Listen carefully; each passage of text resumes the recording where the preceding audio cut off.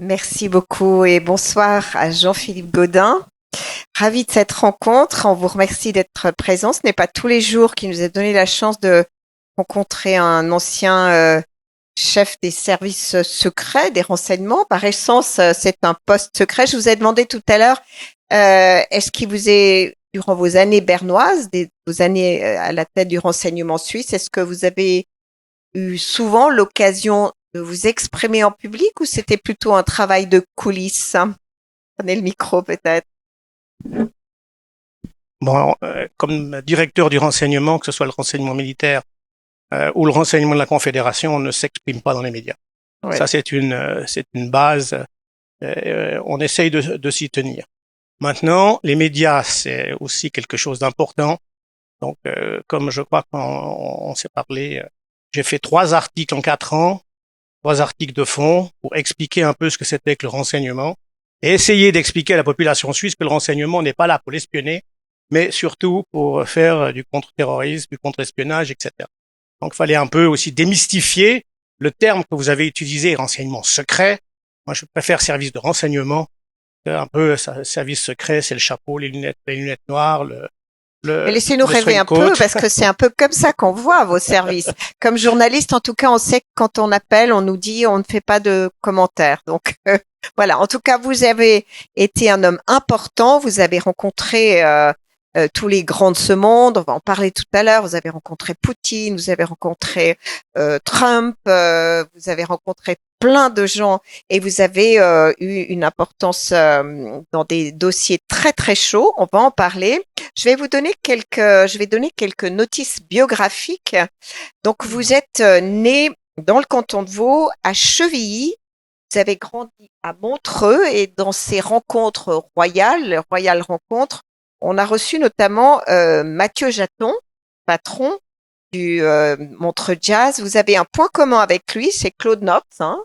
Dans vos très jeunes années, vous avez été régisseur du festival jazz et responsable de la logistique. Vous aviez 20, 24 ans, 22, 23, 24 ans. Ouais. 22, 23 ans.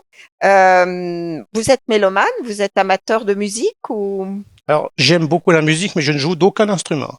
D'accord. Et ces années où vous étiez régisseur, est-ce qu'il y a un concert qui vous a frappé, un moment fort de ce festival? Alors, je crois que tous les soirs à Montreux, c'est des soirées spéciales. Hein. Il y a toujours beaucoup d'émotions, il y a toujours des grands artistes.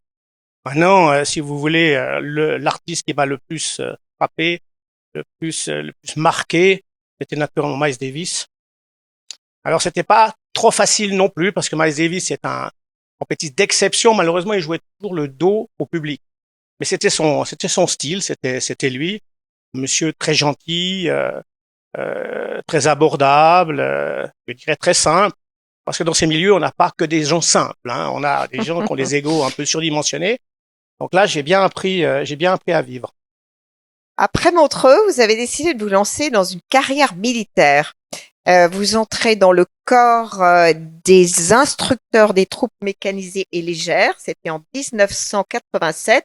Et vous m'avez dit, j'en suis sorti 34 ans plus tard. 34 ans au service de la sécurité de la Suisse, de l'armée et des services de renseignement. Euh, Ça vient d'où cette disposition pour l'ordre peut-être ou pour la patrie? Est-ce que vous arrivez à analyser? Alors, comme j'ai dit, après 3 ans de régisseur au festival de jazz, je suis un peu tombé dans le côté obscur de la force. C'est-à-dire, je suis tombé vraiment dans le monde militaire. Je pense pas que c'était écrit. Maintenant, j'étais officier de milice.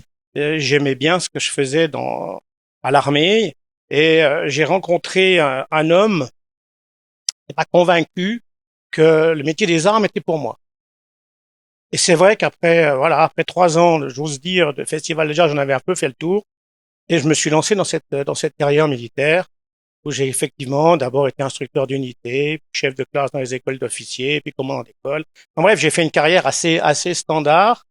Et puis, comme j'ai dit, ben, j'ai eu la chance à l'armée d'être 8 ans le directeur du renseignement militaire. C'était à l'époque sous Louis Maurer.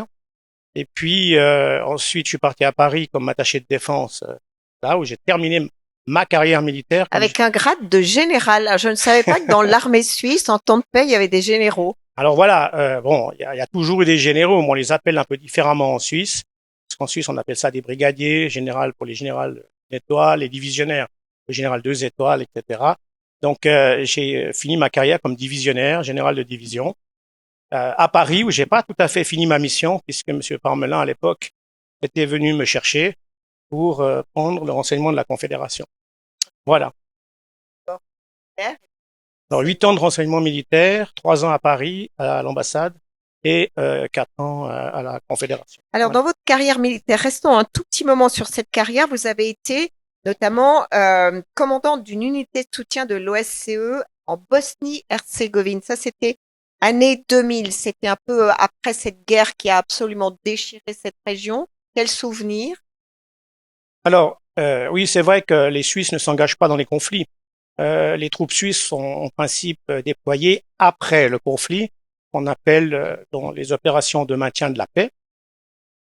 Cette unité, qui était une unité de bérets jaunes, comme on les appelait, était une unité logistique qui travaillait pas à l'époque pour l'OTAN ou pour les unités militaires, mais pour l'OSCE, parce qu'effectivement, quand on est arrivé en Bosnie, tout était détruit. Il y avait presque plus d'hôpitaux, il y avait pas des moyens de transport très limités. Donc la Suisse avait décidé de déployer un bataillon de soldats suisses pour des missions effectivement de transport, des missions sanitaires, transport par aérien, transport par route, etc. Et c'était à l'époque la seule possibilité pour un militaire de carrière de partir à l'étranger. Alors moi, je viens des troupes blindées, des troupes de combat, et je me suis retrouvé commandant d'un bataillon logistique. Et c'est une période que j'ai naturellement beaucoup appréciée. Maintenant, c'était une guerre particulièrement barbare, où c'était surtout une guerre ethnique, où les populations civiles étaient plutôt visées que les militaires. Donc, il y a eu des abominations. Par contre, il y a eu des abominations de chaque côté. Hein. Alors, bien sûr, les Serbes sont les fauteurs de guerre et ont fait des exactions, mais je peux déjà vous dire que du côté musulman ou du côté croate, on a fait aussi beaucoup d'exactions. Donc, c'était une guerre très meurtrière, une guerre qu'on ne connaissait pas comme ça, parce que nous, les militaires, on est habitués dans nos écoles militaires, à combattre des militaires. Et là, on s'est retrouvé après une guerre qui avait plutôt touché les populations civiles. Alors, bien sûr, les militaires sont tombés aussi, mais il y a quand même énormément, et c'était une guerre ethnique. Donc, une guerre ethnique, il s'agissait d'abord pour les belligérants, mais qu'ils soient de chaque côté. Il n'y avait pas de bons, il n'y a pas de méchants. Moi, je suis parti en Serbie avec l'idée claire. Les Serbes, c'était les meurtriers. J'en suis revenu avec une image totalement différente. Où j'ai dit, il n'y avait pas de bons, il n'y avait pas de méchants. Les populations ont été maltraitées et la cible était les femmes et les enfants. C'était une guerre ethnique. Dans les guerres, on a un peu oublié cette guerre. Est-ce que quand le conflit d'Ukraine a démarré, on a dit une guerre en Europe, on ne pensait plus la chose possible. Est-ce que vous avez été étonné? Alors déjà, bon, une guerre en Europe, oui, c'est vrai. Eurasie, mettons, mais on peut appeler ça Europe. Pas très loin de chez nous. Pas très loin de chez nous, c'est vrai. 3 heures d'avion. Maintenant, comme chef du renseignement militaire, et pour ceux qui sont dans cette salle et qui m'ont écouté il y a quelques années en arrière, j'ai toujours dit que la guerre reviendrait tôt ou tard. Nous, dans cette salle, nous sommes ce qu'on appelle les enfants de la lumière, les enfants de la démocratie, je dirais des bien-pensants. Et il est vrai qu'à la chute du mur de Berlin, à la chute de l'Union soviétique, la chute de l'armée rouge, on s'est dit, c'est bon cette fois. C'est bon. Alors, c'est vrai que ça a été bon pendant quelques années. On a appelé ça les dividendes de la paix. Mais moi, j'ai toujours dit que l'Europe vivait dans une bulle de sécurité. D'ailleurs, pendant toute la guerre froide, on s'est pas eu de conflit, mais on s'est fait la guerre par proxy. Alors, c'était pas en Europe, c'était en Afrique, c'était en Amérique du Sud, c'était en Asie, c'était en Corée. Enfin bref, on s'est fait des guerres de proxy. C'était tellement loin de chez nous, ces guerres, que finalement, on s'est dit, mais non, pas possible, elles reviendront pas chez nous. J'ai toujours dit qu'on était dans une bulle de sécurité qui était très artificielle. Donc pour moi, il n'y a pas de surprise sur le retour de la guerre. Maintenant, cette guerre en Ukraine n'aurait jamais dû avoir lieu. Désolé. Je pense que bien sûr, il y a un agresseur, c'est la Russie. Il y a des agressés, c'est les Ukrainiens. Maintenant, si on se pose la question aujourd'hui de savoir est-ce qu'on a tout fait pour que cette guerre ne se fasse pas, je suis désolé de vous dire, je ne suis pas tout à fait certain. Voilà, je pense qu'il y a eu des provocations de chaque côté. Je pense qu'il y a des chimères. La chimère de la Russie, de Poutine qui veut devenir le grand tsar de Russie, de reprendre tous les territoires perdus, etc. J'ai quelques doutes, mais c'est les miens. Hein. Là, je parle en tant que Jean-Philippe Gaudin aujourd'hui, citoyen suisse. Je suis plus le chef du renseignement, mais je pense aujourd'hui que cette guerre n'aurait jamais dû avoir lieu. On aurait dû, à un certain moment, effectivement, prendre les mesures qu'il fallait pour ne pas pousser les Russes à faire cette guerre. Je vais vous dire une chose. En 2003, j'étais à Moscou avec le collège de défense de l'OTAN, parce que j'étais élève dans cette école qui a duré une année, c'est magnifique. Là, j'ai pu voir ce que c'était que l'OTAN. On va en discuter tout à l'heure. Mais là, on avait le chef d'état-major général russe, et c'était en 2003. Donc, c'était au début du renouvellement un peu de cette armée rouge qui avait disparu, qui avait totalement disparu dans les années 90. Et le chef d'état-major général, il nous dit, il y avait 90 élèves du collège de défense de l'OTAN.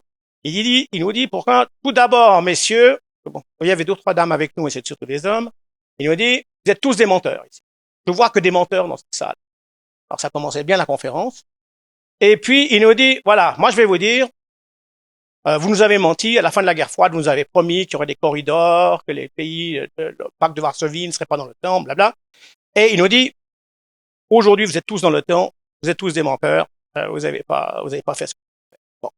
On a pris note, alors maintenant, on interprète les vérités comme on veut, mais c'est égal. Par contre, il nous a dit une chose importante. Il nous a dit, je vous dis tout de suite, 2003, il y a plus de 20 ans, il nous dit, vous ne toucherez pas à la Biélorussie, vous ne toucherez pas à la Géorgie et à l'Ukraine.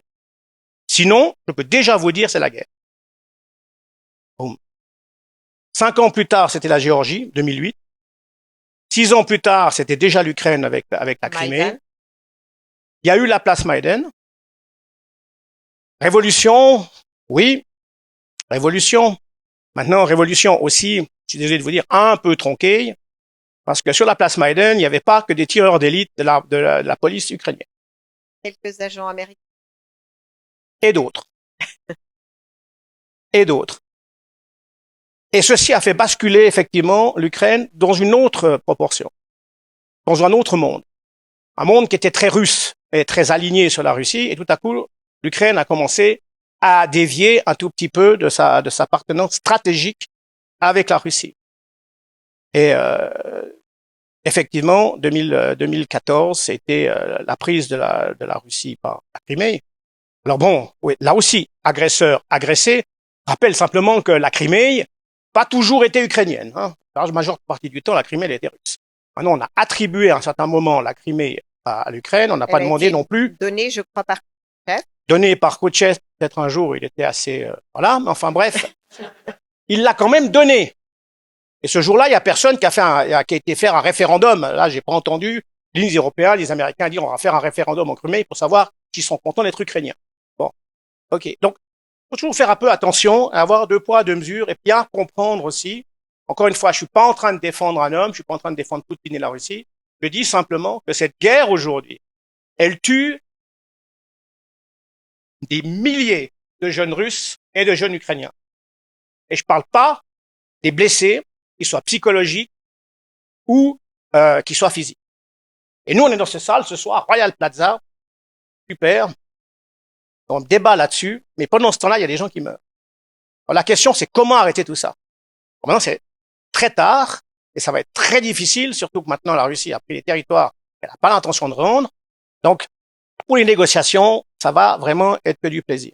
Donc, vous êtes assez d'accord avec Donald Trump qui dit que cette guerre n'aurait jamais dû commencer. Oui, je suis d'accord avec Donald Trump. Je suis pas un ami de Donald Trump non plus. Hein. Mais enfin, on en parlera. On en parlera probablement, mais toujours est-il que sur ce fait, je suis d'accord. Ensuite, maintenant, moi, je suis aujourd'hui dans l'industrie privée. Pendant 35 ans, je me suis jamais posé la question comment j'allais payer mes employés. Parce que la Confédération, à la fin du mois, on touche le salaire, c'est bon. Maintenant, je suis à SICPA, 3500 salaires à sortir à la fin du mois. Et je peux vous dire une chose, c'est que l'économie n'aime pas les guerres. La guerre en Ukraine, pour nous, SICPA, eh ben, c'est pas bon. Parce que la Russie, c'était notre 4e client. Non, c'est plus notre. Parce qu'on est sous sanctions et on respecte les sanctions. Personne ne s'occupe de nous pour savoir est-ce que vous allez bien, SICPA, il y a problème, non.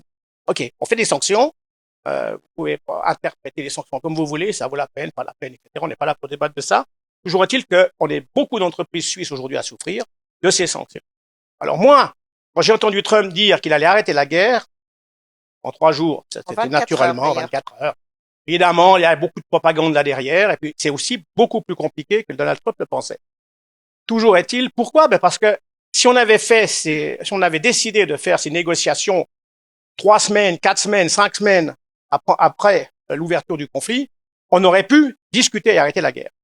Mais 3 ans plus tard, 500 000 morts plus tard, comment voulez-vous qu'on puisse négocier quand on a perdu 500 000 hommes? Parce que les deux côtés, hein, on parle pas des blessés, on parle pas des estropiés et des gens qui reviendront jamais normaux, parce que quand vous prenez un tir d'artillerie pendant une demi-heure dans un trou, vous ne ressentez pas indemne.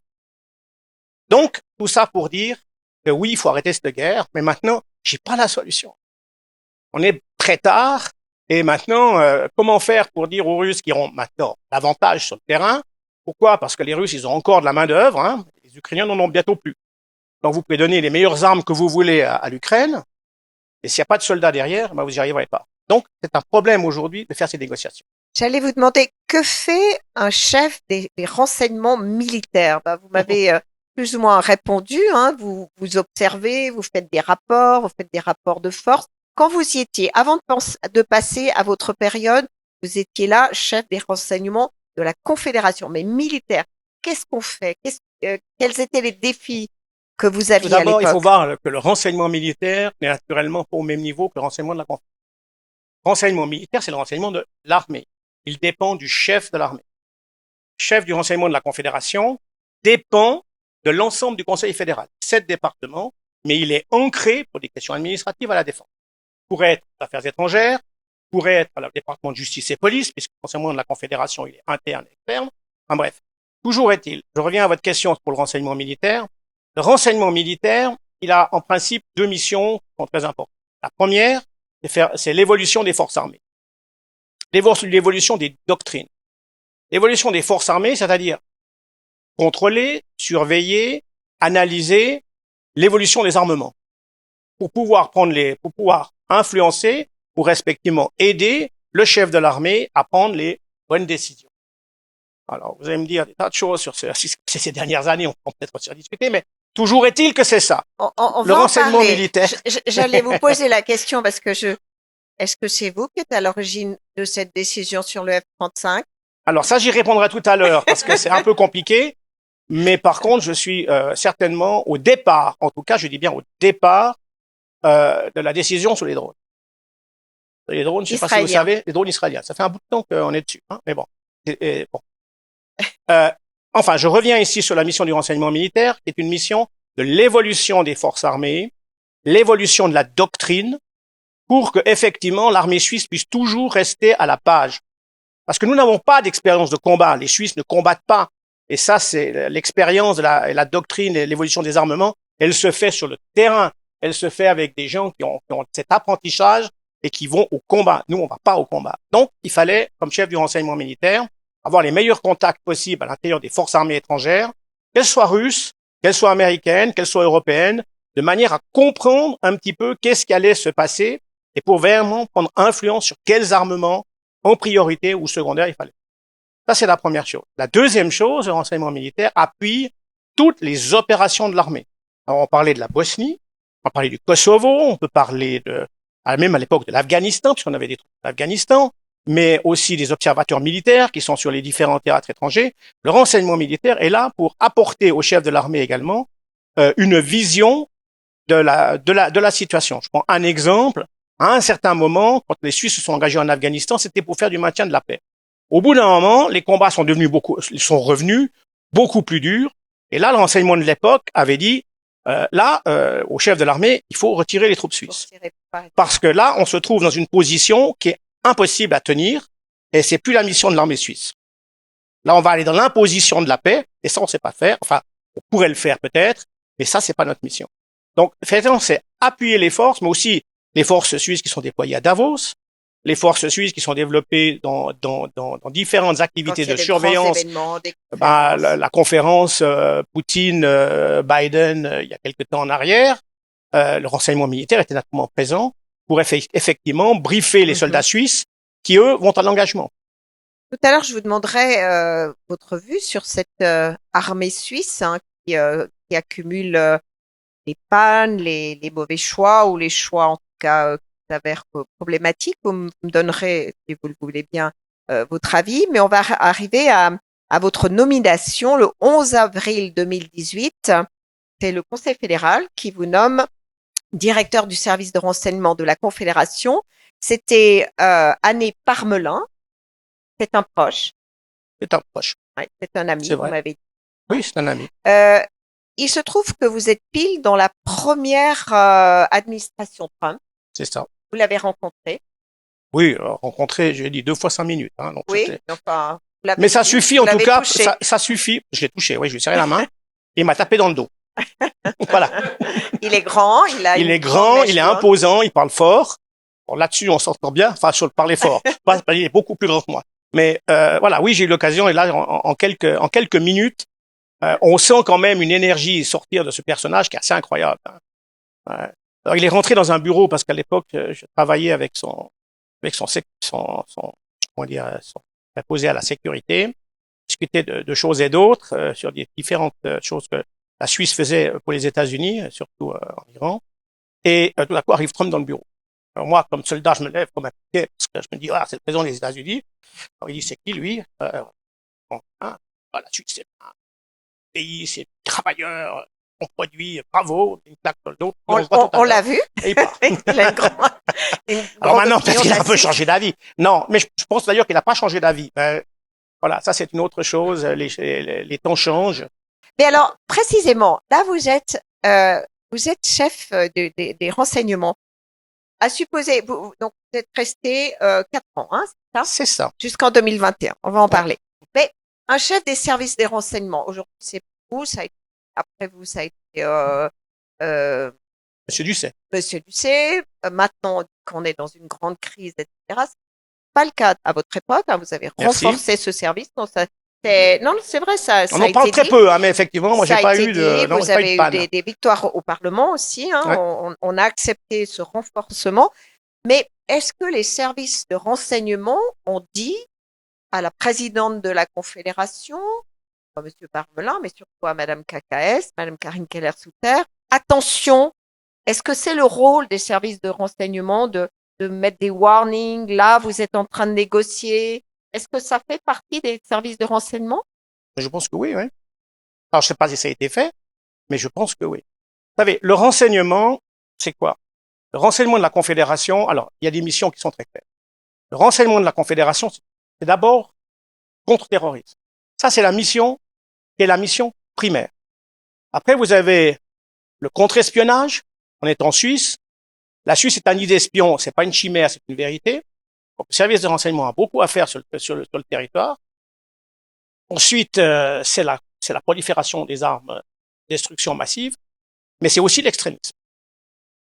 De droite, islamiste, Alors, ça a été naturellement un sujet qui a été très compliqué à la fin de mon mandat, parce que je voulais que la loi sur le renseignement change. Parce que dans la loi sur le renseignement, c'est exactement ça. Contre-espionnage, contre-terrorisme, prolifération. Et l'extrémisme, il n'est pas dans la loi sur le renseignement. Pourquoi? Parce qu'à l'époque, on a fait la nouvelle sur le renseignement, on ne voulait pas le mettre dedans. L'extrémisme, c'est quoi? C'est-à-dire espionnage de la population suisse. C'était ça à la base. Les extrémistes de gauche et de droite, en général, ils sont sur le territoire, pas à l'extérieur. Donc là, on a eu peur de mettre ça on a dit, si on fait ça, le peuple va voter contre. On l'a pas mis. Mais avec l'évolution du temps, l'extrémisme est devenu très important dans notre pays.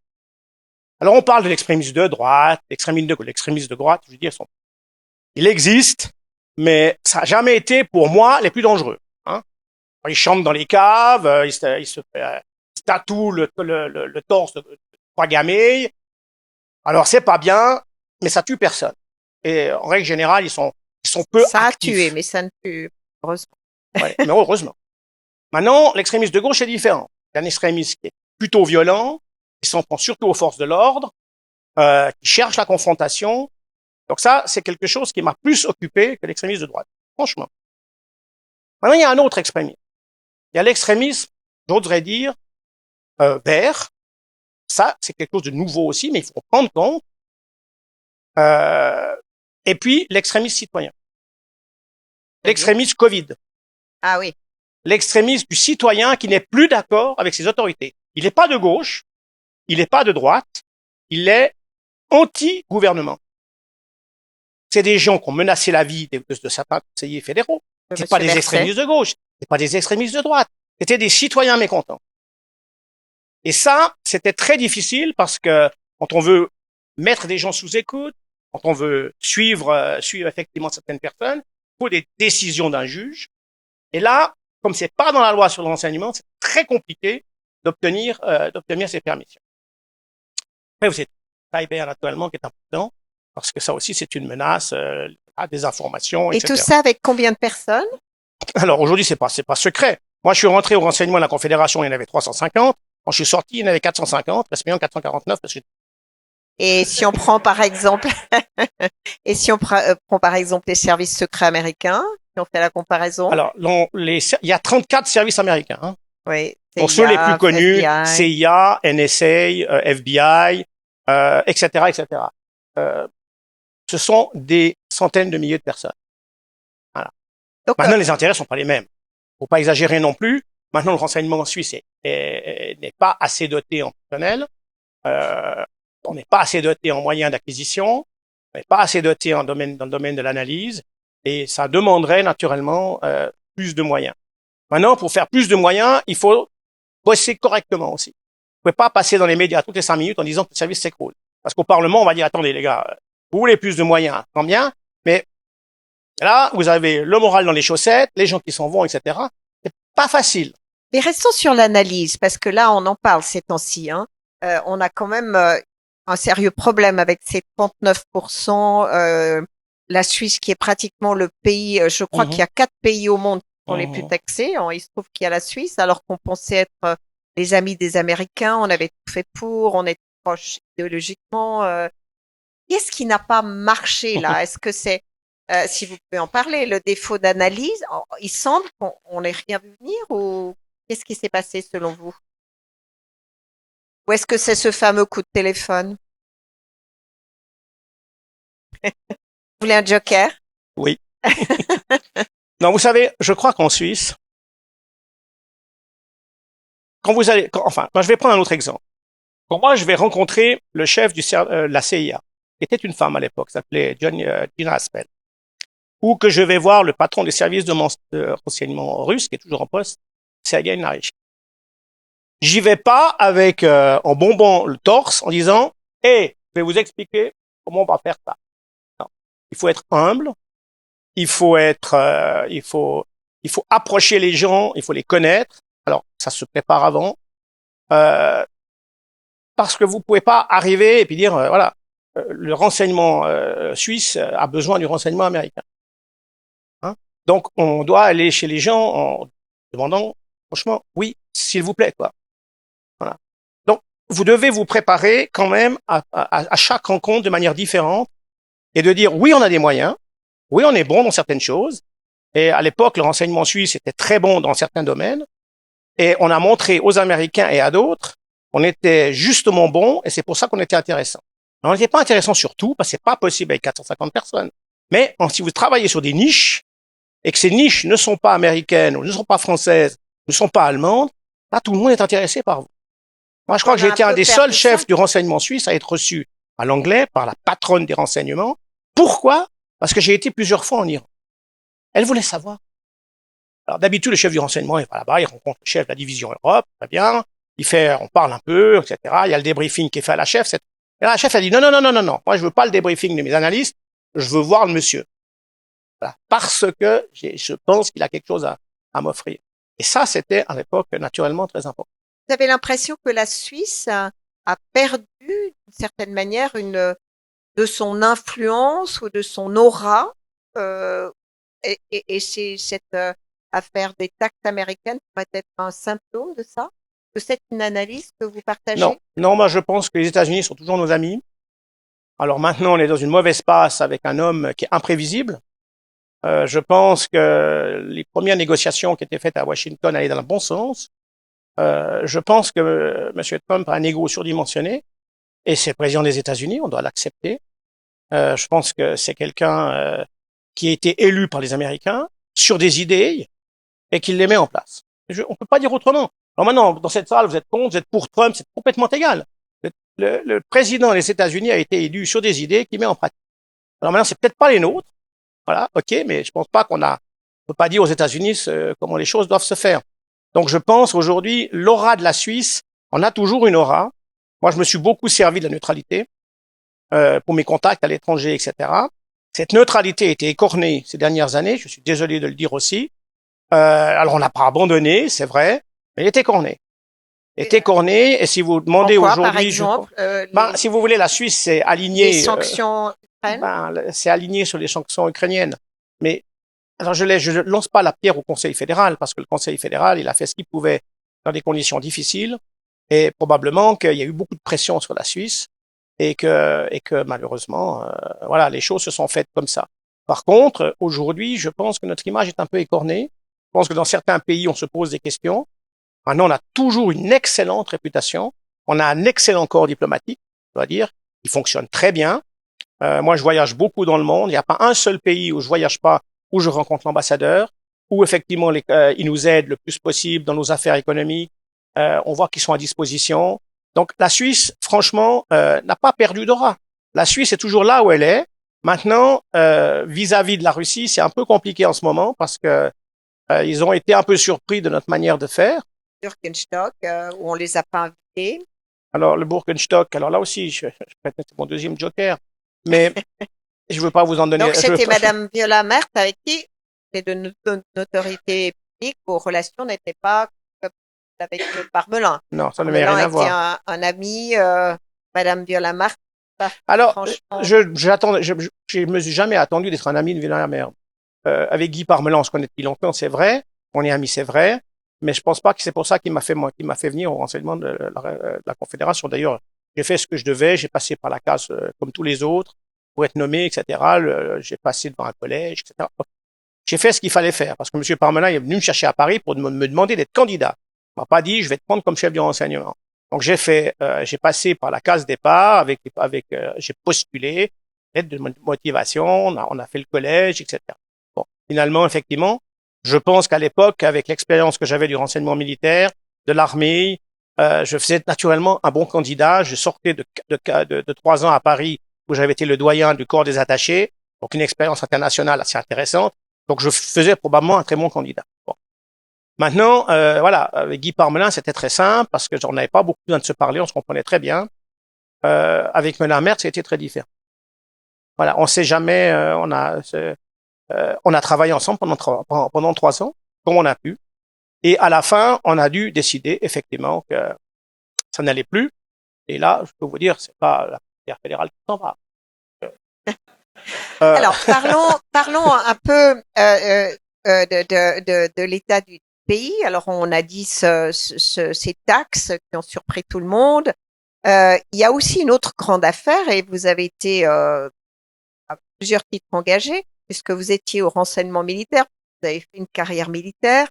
Cette affaire des F-35, comment vous analysez ça? Parce que comme simple citoyen, on se dit, alors, pour plusieurs milliards, on négocie un contrat, mais on lit pas vraiment bien le contrat parce qu'on vend au peuple suisse un prix fixe, et on se rend compte que non, c'est pas un prix fixe, c'est même 1 milliard de plus, voire 1,5 milliard. Qu'est-ce qui s'est passé ou qu'est-ce qui se passe dans l'armée au sein du Conseil fédéral? Est-ce que vous avez une vue des choses? Qu'est-ce qu'on peut dire? Alors, je dis souvent, les faits sont têtus. Tous ceux qui ont pris ces décisions ces dernières années sur les F-35 ou sur le reste de l'armement qu'on a acheté, parce qu'on n'a pas acheté que des F-35, on a acheté des Patriotes, on a acheté un tas de choses. Tous ces gens ont quitté le département. Donc, c'est déjà pas très bon signe, tout ça. Tous ceux qui ont travaillé sur le dossier F-35 ne sont plus là. Bon. Alors, c'est encore un fait. Alors, pourquoi ça fonctionne pas? Pourquoi ça a mal fonctionné? J'étais franchement, moi, le plus surpris lorsqu'on a décidé sur le FA-35. Vous étiez pas très pour, si on peut le dire. Vous étiez plutôt européen. Alors, j'ai été très contre. Vous étiez très contre, voilà. Vous Voilà. pensiez qu'on devait acheter européen. J'étais persuadé qu'il fallait acheter européen. Est-ce que vous pensiez que les prix allaient exploser? Oui, Vous très l'avez dit? clairement. Oui, D'accord. Ça n'a pas vraiment explosé. non. Vous savez, moi, je suis un soldat. Moi, je propose, le chef décide. Non, je l'ai dit, mais je pouvais pas le savoir, franchement. J'ai simplement fait des études sur ce qui s'était passé dans les pays qui avaient acheté le F-35, qui étaient à la base de la conception du F-35, et où tous les budgets ont explosé. Et j'ai dit, méfions-nous quand même. Comment ça va se passer en Suisse? Est-ce qu'on a vraiment un truc chez nous où on nous fait un super prix rabais? Je sais pas. J'ai simplement dit, à l'étranger, les prix ont explosé. Donc, je sais pas. Alors, peut-être qu'on a des super négociateurs au niveau d'Arma Suisse, au niveau du département, et qui ont fait que effectivement on a eu un contrat super. Alors, maintenant, on s'aperçoit que ce n'est pas le cas. Mais à l'époque, je suis pas monté au créneau pour ça. J'ai dit à l'époque, et je suis convaincu toujours aujourd'hui de ce que j'ai dit était juste, c'est qu'il fallait acheter européen. Il faut une défense européenne, il faut Alors, des je armements suis pour une européens. défense européenne. Je ne suis pas pour la défense de l'Union européenne. Je suis pour une défense européenne. La Suisse fait partie de ce continent. La Suisse doit participer à l'effort de défense. Non, ça ne veut pas dire qu'on va jeter notre neutralité à la poubelle. Je dis simplement qu'il faut être prêt, en cas de conflit, à être interopérable avec les autres. Que ce soit au niveau de la munition, des doctrines, des matériaux, etc. J'en suis convaincu. Ensuite, encore une fois, les F-35 viennent des États-Unis, les Patriotes viennent des États-Unis. C'est pour ça que certains camarades étrangers me disaient alors les bases aériennes US en Suisse, ça marche bien. Bah oui, parce que les avions sont américains, les missiles sont américains. Bon. Ensuite, on a beaucoup acheté israélien. Alors voilà. Alors Alors ça, maintenant, c'est une autre question que j'aimerais vous poser. ouais, bien On sûr, a je beaucoup pense bien. acheté Je israélien. pense bien. On a Ouais, beaucoup acheté on a israélien beaucoup aussi. acheté israélien. Oui, On continue à beaucoup oui. acheter en dépit de la situation. Alors, qu'est-ce qui se passe entre Arma Suisse et Israël? Est-ce qu'il y a des relations privilégiées? Comment expliquer ça? Parce que vous savez qu'aujourd'hui, c'est un des objets de controverse. Ouais, ouais, Euh, oui. Est-ce que c'est simplement parce qu'ils sont très bons ou est-ce qu'il y a d'autres connexions? Alors, ils sont pas très bons, ils sont excellents. Voilà. Ils sont excellents. Mais oui, parce que Israël, depuis sa fondation, doit Doivent se protéger défendre. ses frontières et sa population. Israël a l'expérience du combat, l'expérience du combat urbain, l'expérience vraiment d'avoir à ses frontières des ennemis qui veulent sa destruction, il faut quand même le dire. Alors maintenant, vous allez me dire, oui, qu'est-ce qu'il est en train de raconter derrière Gaza? Non, moi, je vous parle pas de Gaza. Moi, je vous parle du problème israélien. Je vous parle de mes camarades généraux israéliens qui avaient la mission de protéger leur pays contre des gens qui étaient contre. À l'époque, l'Égypte était contre, la Jordanie était contre, je ne parle pas du Liban, l'Iran, la Syrie, l'Irak. Bon, vous avez tous ces pays qui étaient à vos frontières et qui vous menaçaient de destruction. Donc, Israël se protège. Alors maintenant, il y a manière, on va parler de Gaza après, mais aujourd'hui, ce que les armements israéliens, ils ont été nettement éprouvés au combat. Voilà. Donc, c'est Donc, c'est un gage de qualité. Alors maintenant, les Suisses, on a une certaine manière d'acheter aussi. Hein. On dit oui, oui, oui, on va acheter vos drones. Mais alors attention, ça on veut pas, ça on veut pas, ça on veut pas, mais ça on va mettre un truc différent. On n'achète pas sur étagère. Et c'est là que ça a commencé gentiment à partir en vrille. Maintenant, encore une fois, euh, aujourd'hui, faut-il acheter à l'israélien ou pas? Ça, c'est une décision politique. C'est plus une décision militaire. Hein. Est-ce qu'il faut sanctionner Israël en ne lâchant plus d'armes? Ça, c'est pas moi qui vais vous le dire ce soir. C'est une décision politique. La Suisse décide de le faire. Elle ne met pas en danger sa neutralité. Elle dit simplement, on n'achète pas d'armes israéliennes pour l'instant parce que la situation internationale le demande. Mais restons Mais simplement sur ces achats parce que ouais, je crois que c'est un journal alémanique, je ne sais plus si c'est Sonntag, si c'est Tagesanzeiger, qui avait listé le nombre d'achats catastrophiques qui ont été faits avec des retards, avec des ouais, dépassements. Je crois qu'il y avait ouais. 7, 8 dossiers pour des milliards. Qu'est-ce qui se passe? Est-ce que Arma Suisse n'est plus aussi bon? Qu'est-ce qui se passe? Ou alors c'est un concours de circonstances? Alors, il y a bien sûr un concours de circonstances, comme toujours. Mais là, dans le cas présent, je pense que les contrôles n'ont pas été faits. Clairement. Il y a un manque de contrôle politique, il y a un manque de contrôle en général des institutions de conduite qui ont amené à ce désastre. Voilà. Alors je jette la pierre à personne. Je dis simplement, on peut pas arriver à un chaos comme ça, que ce soit avec le F-35, que ce soit peut-être avec d'autres armements, avec les radios, et voilà. Je pense que si je prends l'exemple de la France, alors moi je suis pas un technicien, je suis même pas un artilleur. Voilà, la France a un excellent système d'artillerie qui a été éprouvé à l'étranger. Non, ça n'a pas intérêt la Suisse. On a acheté de nouveau un obusier blindé. Bon, c'est en ordre. J'aurais pas fait ça, c'est tout. Moi, je pense qu'aujourd'hui, on doit se rapprocher de nos voisins. À l'époque, quand on parlait du Rafale, si on avait acheté le Rafale, on n'aurait plus de problème à Bâle-Mulhouse, on n'aurait plus de problème avec nos frontaliers, parce qu'on aurait fait ce qu'on appelle la corbeille de la mariée, et on aurait assaini un tas de choses.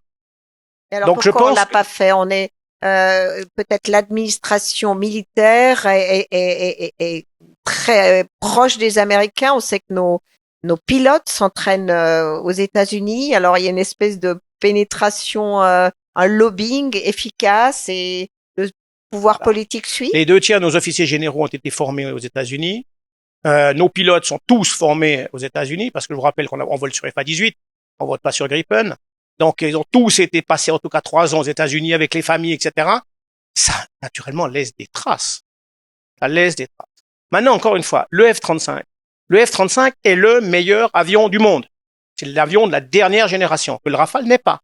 Le Rafale, c'est un cran au-dessous. Bon. Alors, évidemment, quand vous mettez le casque dans le F-35, vous êtes dans la guerre des étoiles. Vous avez dans ce casque tout. Bon. Moi, je vous dis une chose, le F-35 sera probablement le dernier appareil volant avec un pilote. Donc, c'est vraiment aujourd'hui le plus haut de gamme qu'on peut faire. Et moi, encore une fois, Jean-Philippe Baudin était d'avis qu'on n'avait pas besoin de cet avion-là. On pouvait prendre un autre avion qui est tout aussi opérationnel, qui avait aussi fait ses preuves au combat et qui était européen. C'est le Rafale. Oui, bien sûr. Alors moi, on m'a dit, Europe, francophone, tout entendu. C'est en ordre. Mais de temps en temps, quand on a des postes à responsabilité comme ça, c'est pas à ça qu'on pense en premier. On pense d'abord à la sécurité de son pays. D'accord, merci pour votre parole très libre.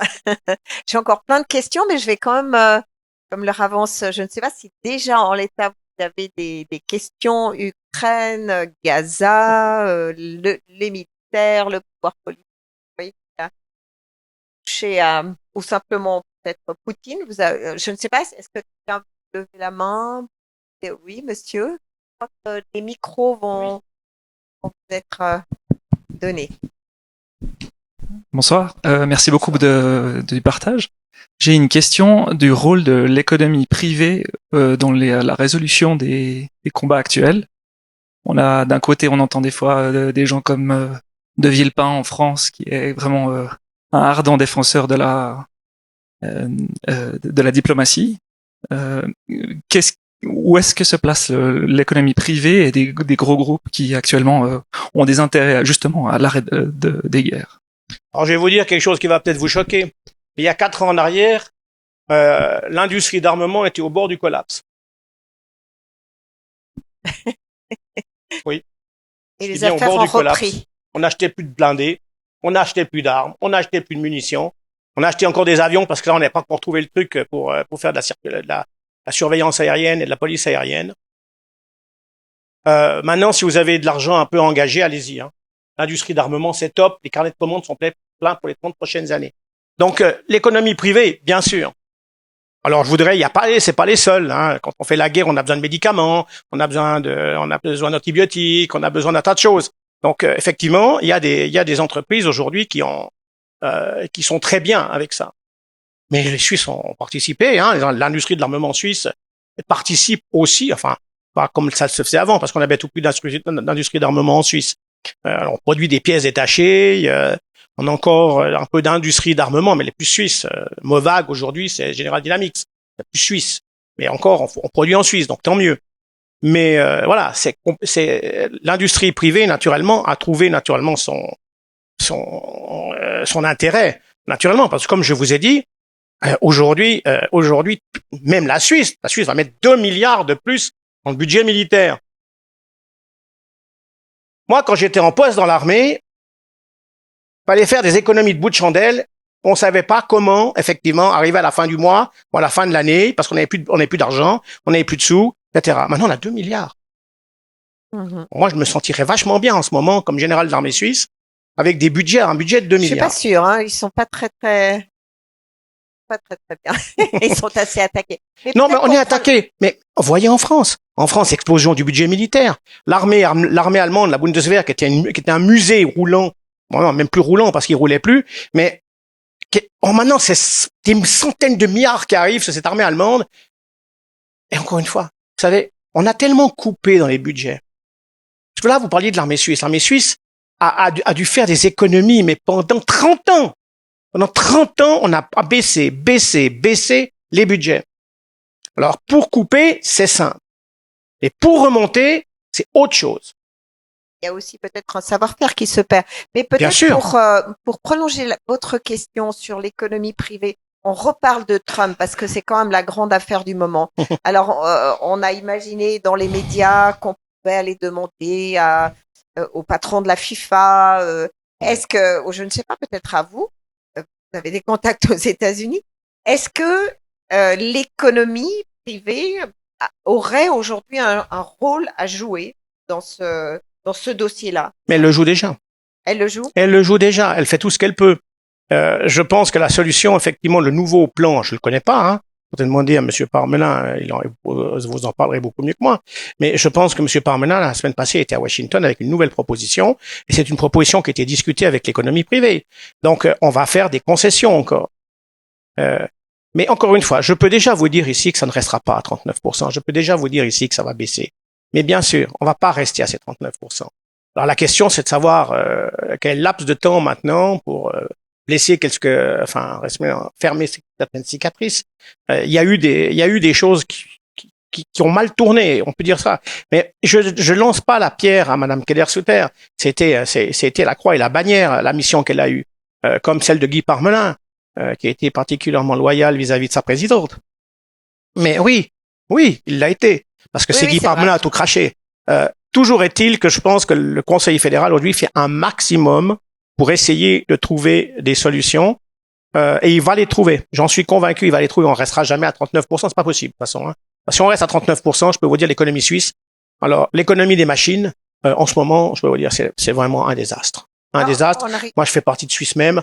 C'est un désastre. Et si on n'arrive pas à trouver une solution, c'est pas possible. Il faut qu'on trouve une solution. On n'a pas le choix.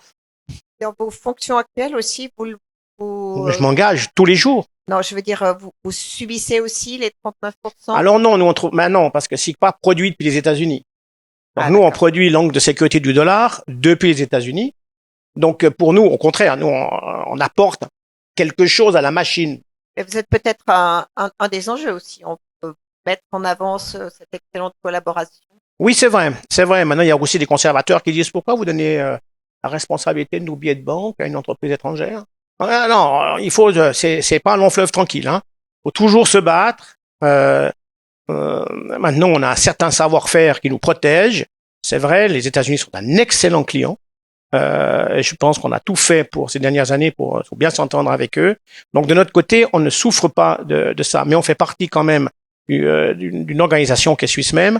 Et dans cette organisation, naturellement, on essaye par tous les moyens d'essayer de trouver des solutions, faire du lobbying à gauche et à droite pour essayer effectivement qu'on trouve une solution et vite. Alors, pour moi, encore une fois, je vous dis dans cette salle, la solution, on va la trouver. La question, c'est juste une question de temps.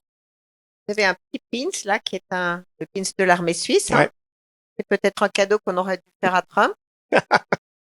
J'étais avec Trump, comme je l'ai dit, Trump c'est un personnage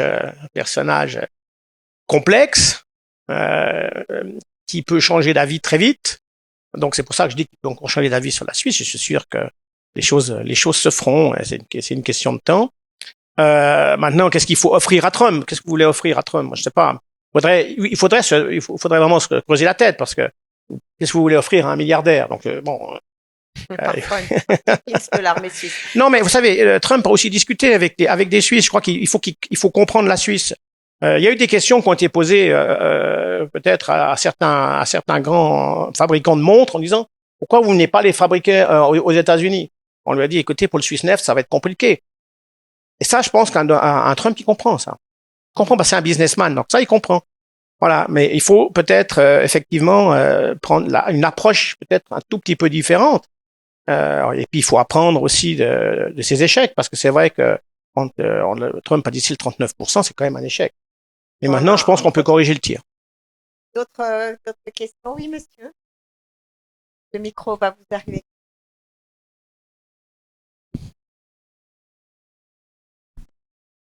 Bonsoir Jean-Philippe, merci pour cette intervention. Je m'appelle Julian, je suis aussi de Montreux, donc partage ça. Ma question pour toi, c'est dans l'actualité, comment tu vois la Suisse se préparer à l'ère de l'intelligence artificielle, à la protection des cyberattaques, parce qu'on parle beaucoup du physique, du matériel, mais au niveau informatique, comment est-ce que tu vois cette préparation? Merci. Alors, dans tout ce marasme, parce que franchement, en ce moment, pour trouver des points positifs, c'est difficile. Mais il y a une chose où on est franchement très très bon en Suisse, c'est la recherche et l'innovation. La Suisse, c'est le pays numéro 1 de la recherche et de l'innovation. Donc ça, c'est reconnu un peu partout dans le monde, où vraiment les Suisses travaillent énormément là-dessus. Alors, la recherche et l'innovation, c'est pas seulement les EPFL, c'est pas seulement les universités, les grandes écoles de Suisse. C'est vrai que c'est très important parce que c'est là qu'on fabrique de la connaissance et du savoir. Mais c'est aussi les entreprises. SIGPA, c'est 400 chercheurs, hein. On produit aussi, on fait de la recherche, on fait de l'innovation, constamment. On a ouvert maintenant un grand campus à Prilly, le campus Unlimited Trust, où il y a des startups, il y a nos chercheurs, il y a des entreprises qui sont proches de nous, et tout ce petit monde fait de la recherche et du développement. Dites peut-être juste SIGPA, parce que je ne sais pas si SIGPA Après, je répondrai sur les questions cyber, naturellement. Oui, bien sûr, mais SIGPA, donc c'est les billets, les billets de banque. Oui, les billets de banque, mais c'est surtout les choses cryptées pour les billets de banque. Voilà. Alors, SIGPA, qu'est-ce que c'est aujourd'hui? SIGPA, d'abord, SIGPA, en 1927, elle produisait de la graisse à traire. Hein? Bon, ça, c'est le grand-père de Monsieur Hamon. Il a commencé par faire de la graisse à traire. En 1950, je crois, parle là sous couvert du chef de la com de SIGPA, est sorti le PESETAS. Donc, l'encre de sécurité est là pour le PESETAS. Et ensuite, ça a été une success story dans ce domaine-là. Et on produisait vraiment presque pour l'ensemble des pays du monde entier les encres de sécurité et la technologie de sécurité du billet de banque. Parce que un billet de banque, c'est pas seulement des encres, c'est aussi une technologie qui est sur le billet de banque. Donc ça, c'était vraiment SIGPA et c'est comme ça que SIGPA est connu. Maintenant, le billet de banque, il y en aura toujours. Le billet de banque ne s'arrêtera jamais. Maintenant, naturellement, il est attaqué sur sa droite par les monnaies digitales, les téléphones portables, les cartes de crédit, etc. Mais encore une fois, quand il n'y a plus d'électricité, c'est compliqué. Le magasin ferme, il n'y a plus rien qui fonctionne. Par contre, le bon billet de banque, lui, il est toujours là. Pendant le Covid, on n'a jamais autant produit de billets de banque parce les États avaient besoin, effectivement, d'augmenter la production de leurs billets. Donc ça reste. Mais maintenant, c'est plus ce que c'était avant. Alors bien sûr, SIGPA a dû se transformer. Et heureusement, dans la maison SIGPA, il y a des gens qui ont pensé à ça. Et maintenant, SIGPA, c'est devenu, pour la moitié, en tout cas, de son business, sur des produits de traçabilité, pour les produits d'assises surtout. C'est quoi la traçabilité? C'est le marquage des paquets de cigarettes, le marquage des produits, des soft drinks, marquage des bières, des alcools, des médicaments, des cosmétiques, tout, y compris le riz, le carburant, etc. Tout ce qui peut être fraudé et ou qu'on essaye de frauder l'État. Parce que SIGPA ne travaille qu'avec des gouvernements. SIGPA, c'est le partenaire des gouvernements et SIGPA aide les pays à avoir plus de souveraineté. Et souveraineté, ça veut dire... Et SIGPA, c'est un des symboles de ce côté, pour répondre à monsieur, technologie. La Suisse reste le pays de l'innovation. C'est pas à discuter. Et il faut le rester. Mais ça coûte très cher. L'innovation et la recherche et l'innovation, ça coûte très cher. Des fois, on fait beaucoup de recherches pour peu de résultats. Alors, tout à coup, on trouve une perle, tac, ok, c'est super.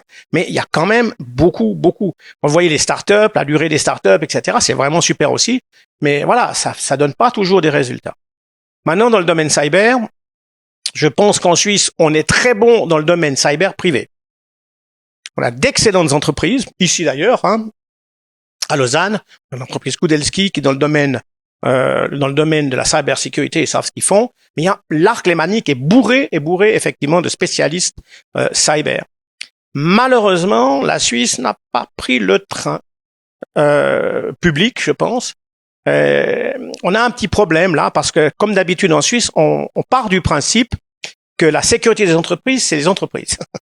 Et la Confédération n'intervient pas, surtout pas dans le domaine cyber, dans les entreprises, et même les entreprises n'aiment pas beaucoup que la Confédération vienne s'occuper d'elles. Je me rappelle qu'à l'époque où j'étais directeur du renseignement, j'ai essayé, avec certains parlementaires, de rendre obligatoire toute attaque cyber. Alors là, je me suis retrouvé devant une levée de boucliers. Le fédéralisme.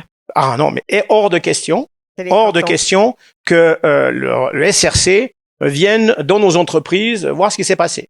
Alors certains, ils n'avaient pas le choix parce qu'ils étaient vraiment dans une situation compliquée, mais d'autres, ils disaient on va régler ça tout seul.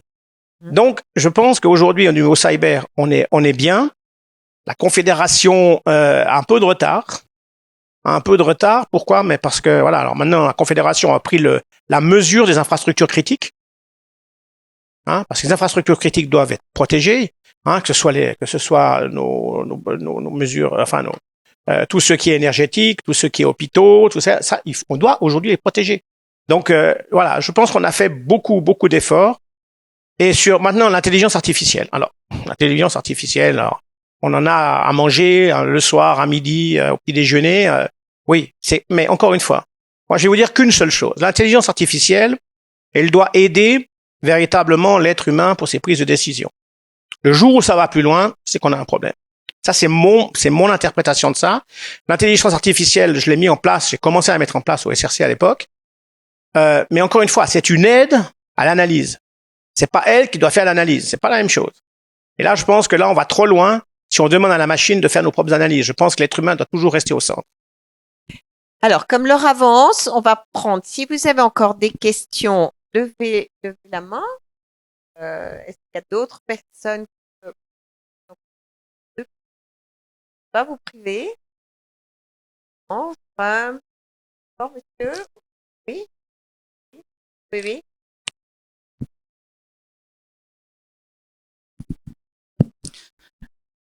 Donc, merci pour cette réponse.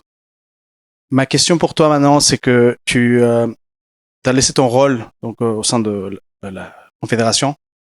Quelles sont les qualités que tu juges importantes et nécessaires pour la nouvelle personne qui reprend ce rôle de leadership, surtout dans un monde qui n'est pas le même d'avant, qui s'accélère de plus en plus et puis qui est de plus en plus en risque?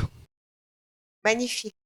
C'était la question que je voulais poser sur les défis d'aujourd'hui, puisqu'on sait que le service de renseignement que vous avez quitté, depuis, il y a eu un nouveau chef, il y a eu qui est aussi parti. On parle de crise du renseignement et peut-être qu'il y a des symptômes. On a parlé de Trump, de ses taxes, des défauts d'analyse, peut-être des défauts d'anticipation. Quels sont aujourd'hui, de quoi la Suisse a vraiment besoin? Mais juste avant de vous laisser répondre, est-ce qu'il y a quelqu'un qui est une question, qui voudrait poser une question? Non. Ah oui, monsieur. Ouais, Il ça va arrive. venir. Du coup, bonjour, merci encore beaucoup pour votre liberté de parole. Je voulais vous demander maintenant que la Chine, qui a une position internationale qui est de plus en plus impressionnante et inquiétante aussi, je trouve, pour l'Occident et aussi pour les États-Unis, je voulais vous demander comment elle se situe leur présence actuellement en Suisse au niveau du renseignement, le renseignement chinois, je parle, et quelle est notre force de réplique dans le sens où eux, ils observent beaucoup chez nous, mais est-ce que nous, on a la force d'observer chez eux? Et est-ce que on a aussi des bonnes relations diplomatiques avec eux, malgré ce qu'on a fait en Ukraine avec les décisions de justement de participer aux sanctions? Merci. Très bien. Alors, la Chine, de quoi on a besoin aujourd'hui? De manière générale, de l'anticipation dans ce pays. D'autres questions et on s'arrête là. On s'arrête. Ah oui, madame. Et on va. Oui. Maintenant qu'on a bonsoir, merci. Maintenant qu'on a la guerre sur le territoire européen de nouveau, pensez-vous que la dissuasion nucléaire tiendra? Voilà. Alors, trois grandes questions. On va essayer quand même de faire. En fait, Bon, moi j'ai encore du temps, mais ça risque de durer. Hein. non, mais on va un peu les regrouper. Dans le fond, on est quand même. On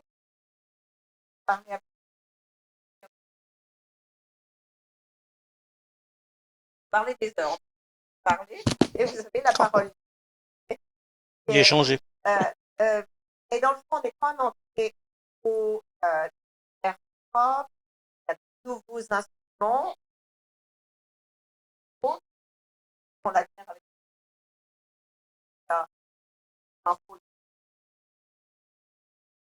il y a l'émergence.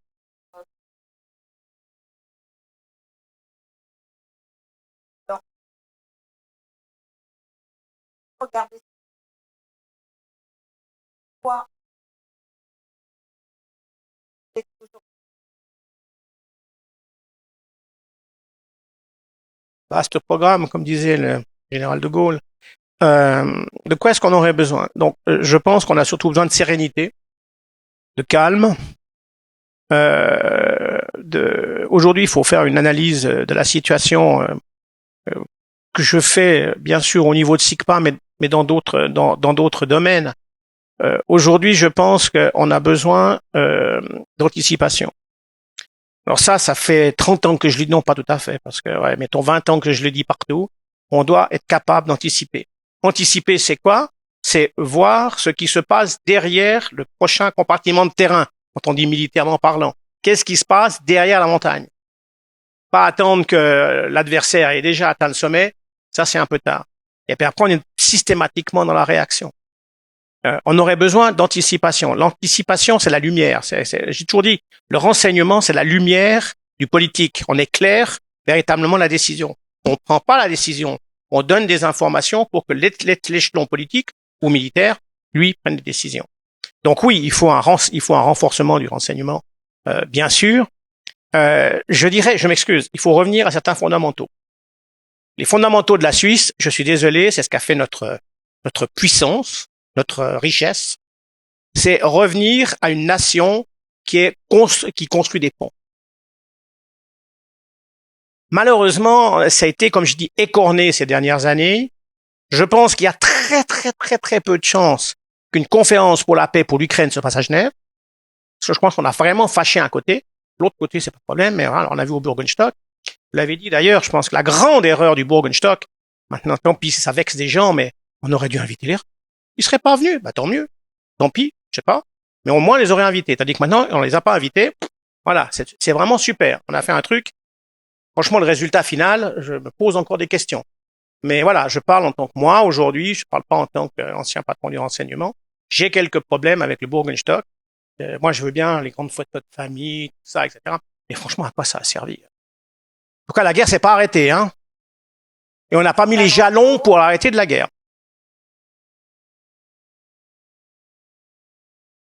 Oui. Mmh.